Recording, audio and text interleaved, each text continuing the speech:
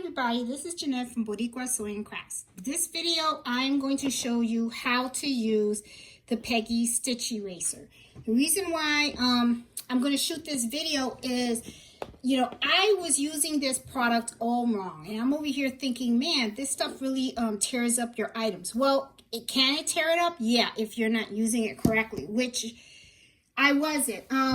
I had made a bunch of these baseball hats, and then guess what? I ended up spelling the lady's name wrong. I put an L when it shouldn't have. She doesn't have an L. It was supposed to be Durin. Without the L, I don't know why I put Durlinda. So, I had to restitch all of the hats. And I was trying to save the hats, and I was using the stitch eraser, and what happened was the hat tore up. And I was thinking, I have to be using it wrong, because a lot of people buy this, and let me show you what happened.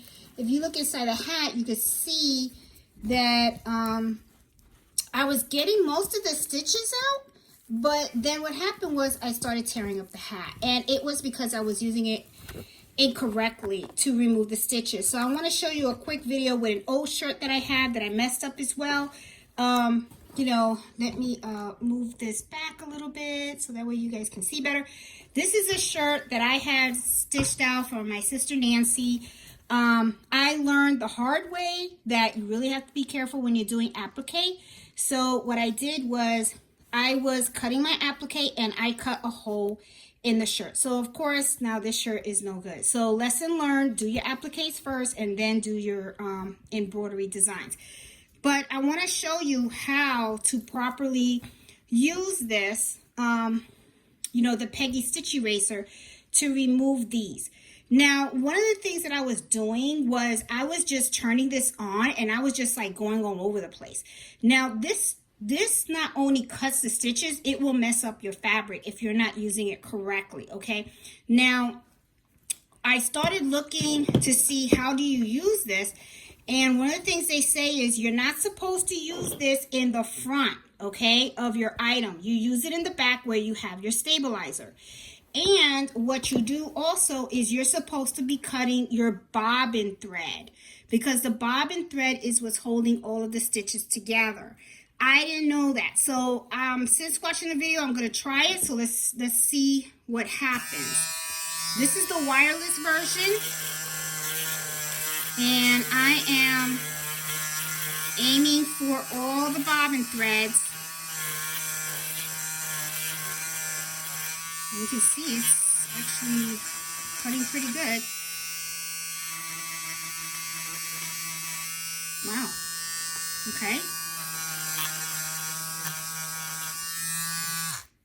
So if you think about it, that's another reason why you want to make sure when you're embroidering that your tension is set correctly, because you want to make sure that you can see your bobbin thread between your top thread, okay? Because that way, when you cut, if you make a mistake, hopefully you don't, but God forbid you do, and if you do, you want to use something like this so that way you can cut it. Now I'm going to turn this over, and I'm going to see. And as you can see, look at how easy. Comes right off. Oh my God. That's like awesome. I was using it so wrong.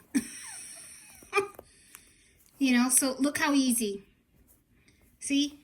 And then what ends up happening is you don't have to throw your item away. So this is just a real quick little video that I wanted to do with you guys, because I was using this incorrectly. The way I was doing it was I was taking this and I was going in circles, okay? Instead of really focusing on the bobbin threads, okay? Which is really what you want to do. You want to take these braids and you want to cut all these bobbin threads so that way you can easily remove that. And then I see, you just have one, you just take a little steam ripper, and then you can just move all of the things. So I wanted to show you real quick about this product. I really like it and stuff. I've had this product for quite some time, and I kept ruining my products until I actually took the time to try to, how the heck are you really supposed to be using this? So look at that. It comes out really, really good. And, you know, I don't have to throw it out. I can just do it. So I would just leave this in my hoop. Okay, if I was doing it all over again. Leave it in the hoop. Just go on the behind and, you know, behind the design. Cut all of the bobbin thread and then just pick it out. And you're good to go. And then just re-stitch, okay? I have two of them, okay? I have this one. This is the wireless one. At first, I didn't buy the wireless one because I thought this was battery operated, and it's not. It actually has its own cord that you stick into it right here, and you just recharge it and stuff. If I would have knew that, I would have bought this one in the get-go. So because I did not read the description correctly, and I just went and purchased it with the cord. So I have two. Now I have this one, and this one actually comes with the cord, where I can just plug it in and stuff. So it's okay. Now I have two. I have one that I can take with me on the go if I'm traveling and stuff like that. And then I have, you know, because sometimes you're not close to a cord, you know, a plug for you to use the cord to climb in. But when I'm home, I can just use this one, and I know it's good. So hope you enjoy this video and stuff. I wanted to show you the correct way of using this product because I ruined so many things. I was even doing the circle thing on the front, and I tore up my shirts and everything, and I was thinking maybe I was doing it too hard. So anyway, if you like my video, give it a thumbs up. You know, subscribe to my channel, Boricua Sewing and Crafts. You know, I like to do videos on embroidery, sewing, different types of crafts and everything. So, you know, and I'm also go live every Friday. I do embroidery happy hour, standard Eastern time at 8 o'clock. I go live. So, you know, like I said, great product. I like it, you know, so it's just something I wanted to share with you guys. Okay. So hope you guys have a great day. Bye.